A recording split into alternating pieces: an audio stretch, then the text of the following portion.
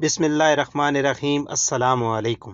میرا نام ہے عامر شہزاد اور آپ دیکھ رہے ہیں اپنا فیوریٹ یوٹیوب چینل اسلام کا نور۔ معزز سامعین، آج ہم سورہ مومن کا مختصر سا خلاصہ سننے کی سعادت حاصل کریں گے۔ سورہ مومن مکہ مکرمہ میں نازل ہوئی۔ اس سورت میں 9 رکوع اور 85 آیتیں ہیں۔ اس سورت کے 2 نام ہیں۔ پہلا نام ہے مومن، اس کا معنی ہے ایمان لانے والا، اور اس سورت کی آیت نمبر 28 میں فرعون کی قوم کے ایک مومن شخص کا ذکر ہے۔ اس مناسبت سے اسے سورہ مومن کہتے ہیں۔ دوسرا نام اس کا غافر ہے، اس کا معنی ہے بخشنے والا، اور اس سورت کی آیت نمبر 3 میں اللہ تعالیٰ کا یہ وصف بیان کیا گیا کہ وہ گناہ بخشنے والا ہے، اس وجہ سے اسے سورہ غافر کے نام سے موسوم کیا گیا۔ معزز سامعین، اس سورہ مومن چونکہ مکی صورت ہے، اس لیے دیگر صورتوں کی طرح اس کا بھی مرکزی مضمون یہ ہے کہ اس میں اسلام کے بنیادی عقائد جیسے توحید، نبوت اور رسالت اور مرنے کے بعد دوبارہ زندہ ہونے پر دلائل کے ساتھ کلام کیا گیا ہے۔ ان عقائد کے منکروں کو عذاب کی وعید سنائی گئی ہے اور بت پرستی کا رد کیا گیا ہے۔ نیز اس صورت میں یہ چیزیں بیان کی گئی ہیں۔ نمبر 1 کی صورت کی ابتدا میں یہ اعلان کیا گیا کہ قرآن پاک اس رب تعالیٰ کی طرف سے نازل ہوا ہے جو کہ عزت والا، علم والا، گناہ بخشنے والا، توبہ قبول کرنے والا، سخت عذاب دینے والا اور بڑے انعام عطا فرمانے والا ہے۔ نیز باطل کے ذریعے جھگڑنے والے کفار کی مذمت بیان کی گئی اور عرش اٹھانے والے فرشتوں کے اوصاف بیان کیے گئے۔ نمبر 2 یہ بتایا گیا کہ قیامت کے دن کفار اپنے گناہوں کا اعتراف کر لیں گے اور عذاب کی شدت کی وجہ سے جہنم سے نکالے جانے کی فریاد کریں گے اور ان کی فریاد کو رد کیا جائے گا۔ نیز اللہ تعالیٰ کے موجود اور قادر ہونے پر دلائل دیے گئے۔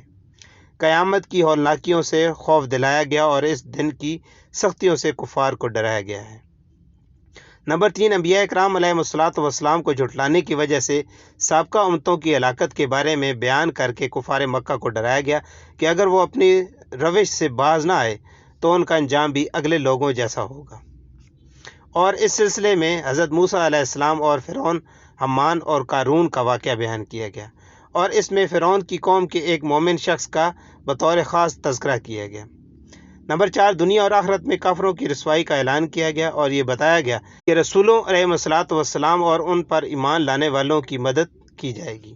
نمبر 5 نبی کریم صلی اللہ علیہ وآلہ وسلم کو اپنی قوم کی طرف سے پہنچنے والی اذیتوں پر صبر کرنے کی تلقین کی گئی کہ جس طرح حضرت موسیٰ علیہ السلام اور دیگر انبیاء اکرام علیہ الصلوۃ والسلام نے اپنی قوموں کی اذیتوں پر صبر فرمایا، اسی طرح آپ صلی اللہ علیہ وآلہ وسلم بھی صبر فرمائیں۔ نمبر 6 مسلمان اور کافر کی ایک مثال بیان کی گئی۔ مسلمان ایسا ہے جیسے بینا یعنی دیکھنے والا، جبکہ کافر ایسا ہے جیسے اندھا، اور اس کے بعد بندوں پر کی گئی اللہ تعالیٰ کی نعمتیں بیان کی گئیں۔ نمبر 7 سورت کے آخر میں مشرکین کا اخروی انجام بیان کیا گیا اور سابقہ قوموں کے دردناک انجام کو دیکھ کر عبرت و نصیحت کرنے کی دعوت دی گئی۔ معزز سامعین، سورہ مومن کی اپنے سے ماقبل سورت زمر کے ساتھ ایک مناسبت یہ ہے کہ دونوں صورتوں میں قیامت کے احوال اور حشر کے میدان میں کفار کے احوال بیان کیے گئے ہیں۔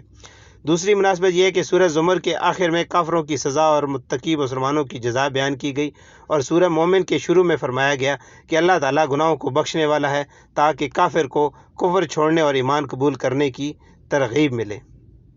معزز سامعین، اللہ پاک ہمیں قرآن کریم کو پڑھنے، اس کو سمجھنے اور اس پر عمل کرنے کی توفیق عطا فرمائے۔ آج کی ویڈیو اگر آپ کو پسند آئی ہے تو اس کو لائک کریں اور دوسروں کے ساتھ شیئر کریں، اور ایسی ویڈیوز کے لیے ہمارے چینل کو سبسکرائب کریں۔ ملتے ہیں نیکسٹ ویڈیو میں، تب تک کے لیے اپنا اور اپنے ارد گرد کے لوگوں کا بہت سارا خیال رکھیں۔ اللہ حافظ۔